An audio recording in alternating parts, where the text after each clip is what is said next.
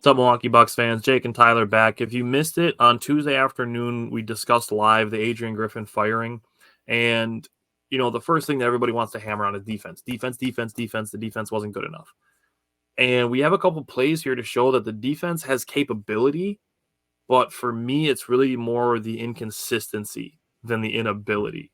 Because the Bucks have the ability to be good defensively. And it shows on these couple plays. It just has to happen more often. That's good help by Brook, good help by Giannis, and a great closeout by Damian Lillard. That's a tough shot. Run him off the three-point line. He has to stop on a dime for a mid-range. That's a tough shot. I mean, that's a good switch. Chris gets over the screen. Brook helps on the drive. Giannis steps down so that Duran can't get a drop step for a dunk. And Lillard with the closeout. That's a great defensive possession, and they finish it with a rebound. Yep. That's what makes it a good defensive possession. It just wasn't happening often enough. Great. And same thing with this next one. This is in transition. Over the screen, help, switches. Beasley gets onto a bigger guy. Unspoken. They had an unspoken switch there. Portis and Beasley. And like an unspoken switch that Portis just recognizes that Beasley is guarding Mike Muscala. Or no, that's Danilo Gallinari, sorry. And Jay Crowder just sliding down to Stewart right here, too. That's beautiful stuff. Nicely done. That's great defense, and it forces a bad shot. Yep. That's great defense. It's just not consistent enough is really what my problem was.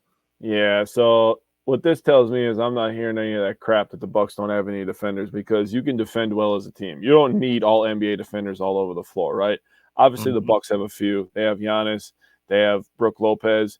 And, I think that Jay Crowder can be a really, really good defender when he wants to be. Yep. I think that Beasley can also be, a little bit of a pest when he wants to be.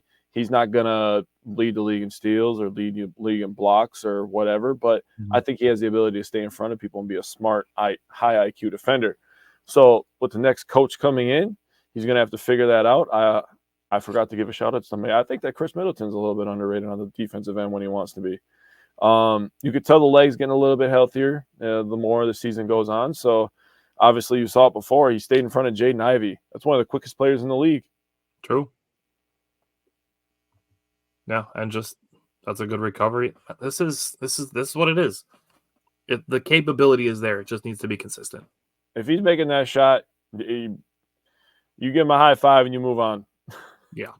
Seriously. I'll live with that. I'll live with a contested fadeaway mid-range. Yeah. This is Danilo Gallinari, who's a good shooter, but he's not Dirk Nowitzki. Let's be real. Agreed.